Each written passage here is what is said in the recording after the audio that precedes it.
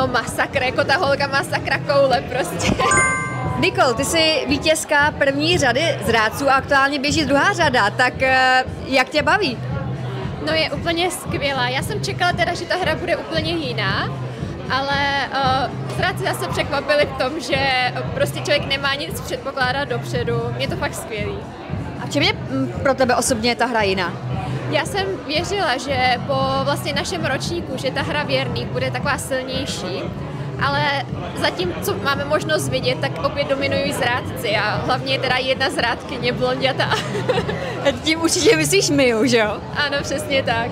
Mia tam vládne. Chtěla by si s ní být v koalici, nebo spíše by si upřednostnila Báru? Asi bych upřednostnila Báru, a to z toho důvodu, že právě Miu vnímám jako silného hráče a těžko říct, jak by ten náš souboj nebo kooperace dopadla a je dost možné, že by třeba nedopadla dobře pro mě, zatímco s Bárou bych to měla asi o něco snazší. Komu ty osobně tam nejvíc fandíš? No právě Mie. Já jsem jako samozřejmě tým zrádci a tím, že ona je tam opravdu nejvýraznější momentálně osoba, nejenom jako na konkláve, ale celkově na křivoklátě, tak je těžký nefandit. Ale mám tam i favority mezi věrnýma, přece jenom jsme teprve v půlce, takže ještě se může cokoliv stát, všechno se obrátit.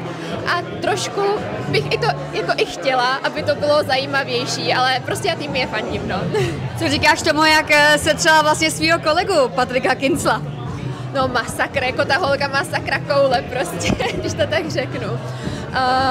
Podle mě to fakt chtělo kus odvahy tam přijít jako s vymyšlenou historkou a one to one to prostě vpálit takovýmu 2metrovýmu zápasníkovi do obličeje a ještě ho totálně sundat, jako. Nevím, jestli Kincl dostal někdy takový výpras jako od tady ty 50-kilový blondýny. Co říkáš na to, že už nikdo nesmí přísahat na smrt dědečka? Tak aspoň mi to nikdo nevezme, že jo, ale tak je to zajímavá změna pravidel, je to prej kvůli náboženským důvodům, kvůli zrádcům v Indii. Ty jsi se nedávno zasnoubila, tak jak proběhly zásnuby? No bylo to krásný, na romantickém místě ve Stockholmu, já jsem vlastně brala přítele do Švédska k jeho 30. narozeninám a myslela jsem si, že můj dárek bude jako to největší překvapení, ale on mě zase překonal, no. A bude svatba do roka do dne? Rádi bychom, ideálně už na jaře, kvůli počasí. Chtěla by si tady v Česku nebo někde v zahraničí?